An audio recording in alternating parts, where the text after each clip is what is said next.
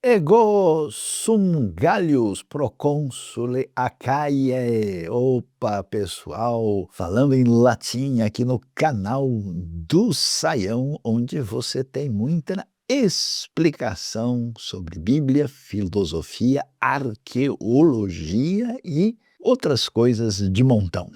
Uma só pequena inscrição mudou a compreensão da história de Paulo. Veja só que coisa impressionante. Aqui nós estamos falando a respeito de uma inscrição extraordinária que foi encontrada em Delfos, na Grécia, e ali se achou o que foi chamada a inscrição de Gálio. Gálio era um procônsul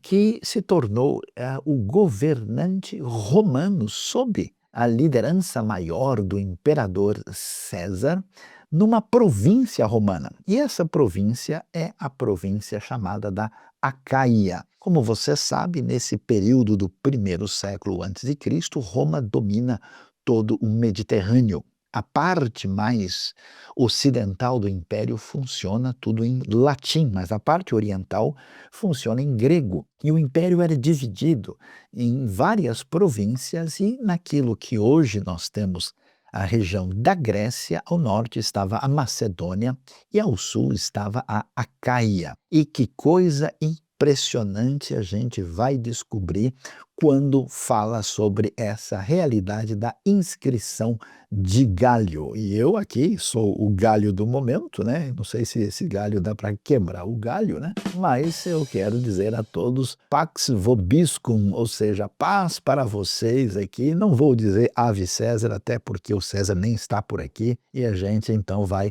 falar sobre esse tema tão importante que envolve a Grécia Antiga, o Império Romano, o Novo Testamento e as viagens de Paulo. Pois é, olha que coisa interessante. Nos tempos passados, quando muitos estudiosos começaram a tentar entender o que acontecia no contexto do Novo Testamento, muitas pessoas chegaram a dizer: olha, será que o que nós temos ali é um apóstolo Paulo histórico? Será que os escritos são realmente do primeiro século? Será que isso tem a ver com Paulo mesmo? Como é que a gente pode entender esses escritos? Eles são demasiadamente teológicos? Então, essa questão de pensar em história é complicado. Houve, assim, um levantamento de muito questionamento que a gente entende em função do contexto, da época histórica e de pouca informação disponível. E não é que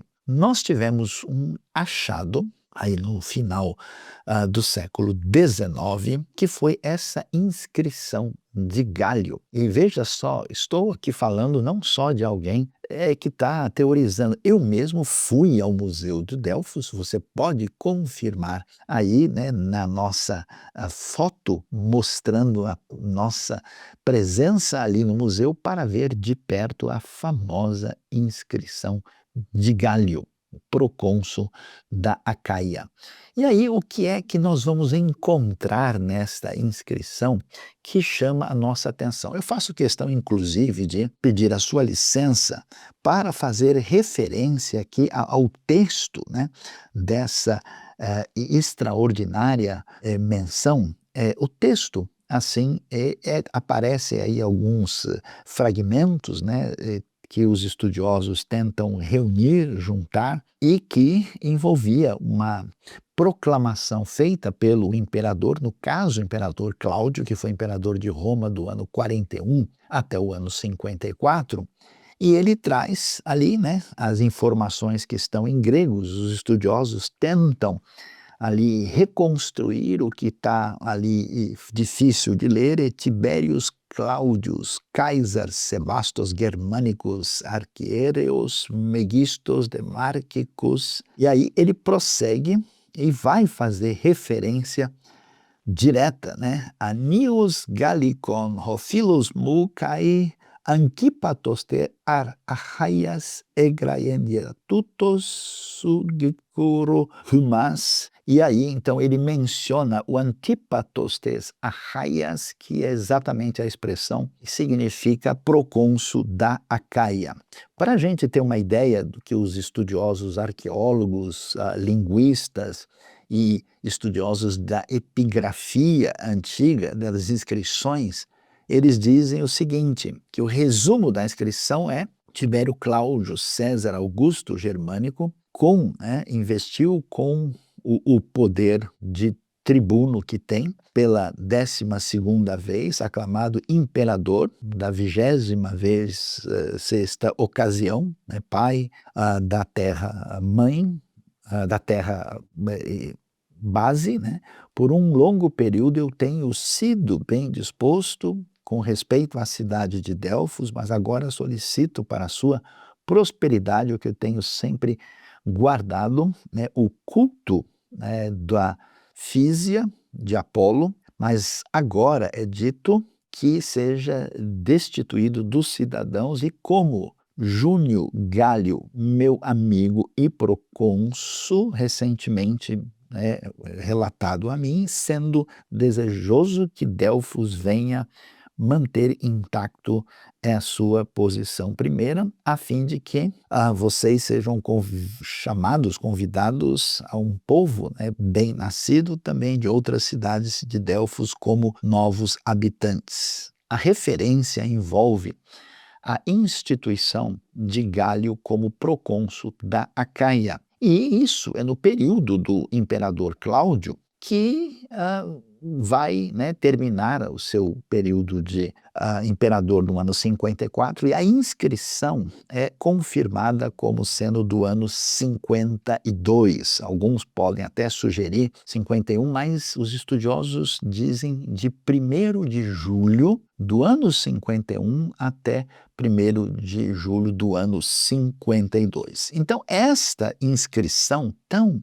significativa e especial, até vale a pena lembrar da tradução latina do Novo Testamento, quando diz Gallione autem proconsule Achaia, insurrexerunt uno animo Judei in Paulo, e aduxerunt ad tribunal. Então, quando a gente olha essa realidade, então surge essa expressão que tem o seu paralelo no livro de Atos, capítulo 18, verso 12. Diz o texto, Galionos de Antípato ontos tes Achaias. Então, Gálio era procônsul da Acaia. Então, por que isso é tão significativo e interessante? Se você ler com atenção o livro de Atos e também o livro de Lucas, você vai ver que Lucas é um historiador de mão cheia.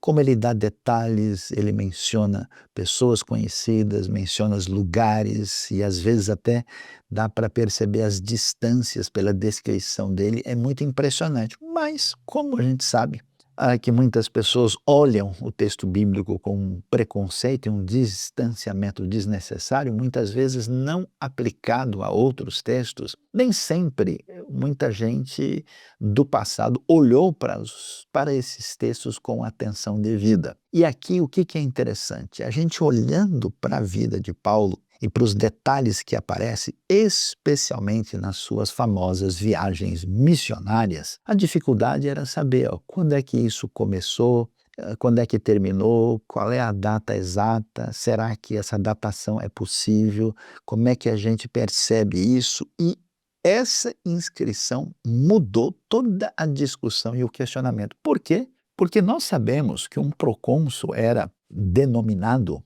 para ser ali o responsável, o governante romano de uma localidade somente durante um ano. Então, Gálio fica ali do verão, ou melhor, de 1º de julho de 51 até 52. Como no livro de Atos nós vamos encontrar a referência que eu vou ler agora diretamente, dizendo o seguinte, sendo Gálio procônsul da Acaia, os judeus fizeram em conjunto um levante contra Paulo e o levaram ao tribunal, fazendo a seguinte acusação: este homem está persuadindo o povo a adorar a Deus de maneira contrária a lei. Quando Paulo ia começar a falar, Galho disse aos judeus: se vocês, judeus, estivessem apresentando queixa de algum delito ou crime grave, seria razoável que eu os ouvisse. Mas visto que se trata de uma questão de palavras e nomes de sua própria lei,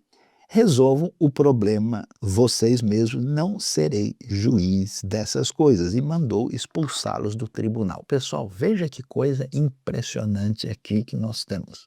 Quando você está nessa época, né, que estamos falando, anos 51, 52, nós vamos descobrir que o judaísmo é uma religião permitida no Império Romano, é o que é chamado de religio lícita. E a fé em Jesus, que surge nesse contexto judaico, ao mesmo tempo está dentro dessa tradição, mas ela se desdobra na direção dos gentios. Então, vamos dizer, é uma construção de fé religiosa que não está muito clara exatamente do ponto de vista de étnico ou popular ao que ela pertence, mas perante a percepção romana é uma coisa, claro, que vem dos judeus, porque Jesus é judeu, ele foi morto pelo Império Romano, estamos falando dos profetas antigos de Israel, estamos falando de escrituras, e nesse momento, o que a acusação, né, daqueles judeus que se opõem ao judeu Paulo, ali nessa conversa, eles apresentam uma acusação tentando dizer, olha, esse pessoal está querendo tumultuar as coisas no nosso contexto e nós precisamos tomar uma providência jurídica para isso. E Galho, então, logo percebe, escuta, vocês estão falando de problemas religiosos de vocês estão discutindo questões que não dizem respeito à ordem pública, vocês estão falando de questões teológicas, olha, faça o favor de resolver vocês mesmos, mostrando que essa realidade da fé em Jesus que surgia não representava qualquer tipo de ameaça para a administração romana, porque ela não tinha nenhum interesse em conflitos de natureza política ou de outro tipo contra Roma. E é muito interessante ver isso, porque a gente sabe que Paulo só pode ter encontrado Galho exatamente nessa ocasião. E você sabe que coisa interessante? Você pode conferir aí algumas imagens de Corinto, né? Veja que lugar bonito aí, que você tem essas colunas antigas aí,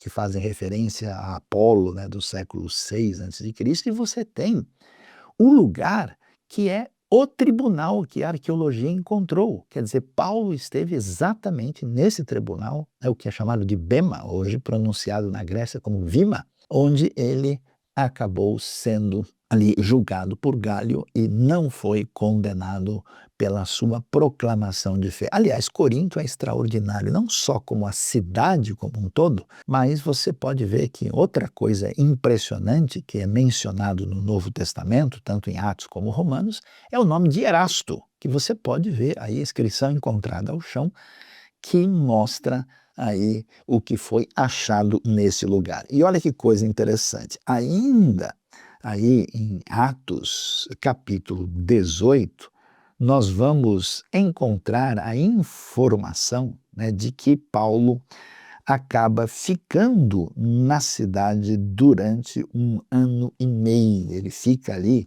18 meses em Corinto, né? Ali ele vai ter a oportunidade de anunciar o evangelho a judeus e gregos, né?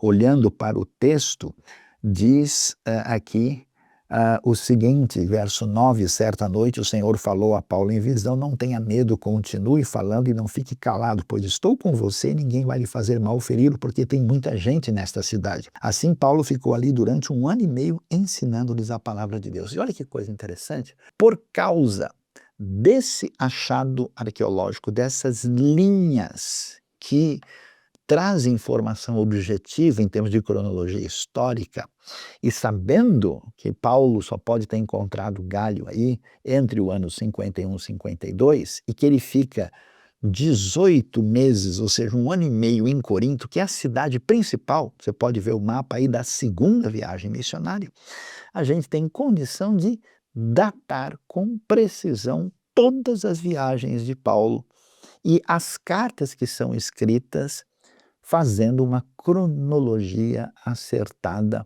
a respeito do que aconteceu e podendo localizar isso com mais exatidão para um melhor entendimento da palavra de Deus. Por isso faz sentido a gente saber, por exemplo, que a primeira viagem de Paulo é do ano 46 até o ano 48. A segunda viagem, do ano 49 ao 52. A terceira, final de 52, comecinho talvez de 53 até 57, depois ele fica preso em Cesareia Marítima até o final, até o ano 59, e de lá, no segundo semestre, ele vai viajar para Roma, onde ele chega no começo do ano 60 e fica preso até o ano 62, no final do livro de Atos. Então, olha que coisa impressionante, né? Posso dizer aqui, né?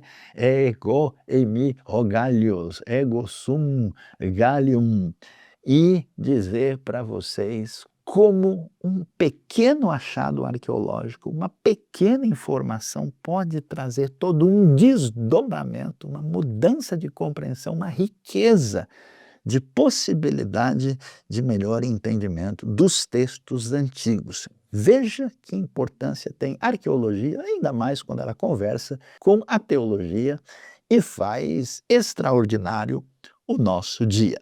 Então, esse é o canal do Saião, aí um galho aqui meio de improviso que talvez causou um pouco de confusão, mas espero que eu tenha recebido a sua atenção para melhor informação e conclusão. E despedindo de todos, eu digo Pax Vobiscum.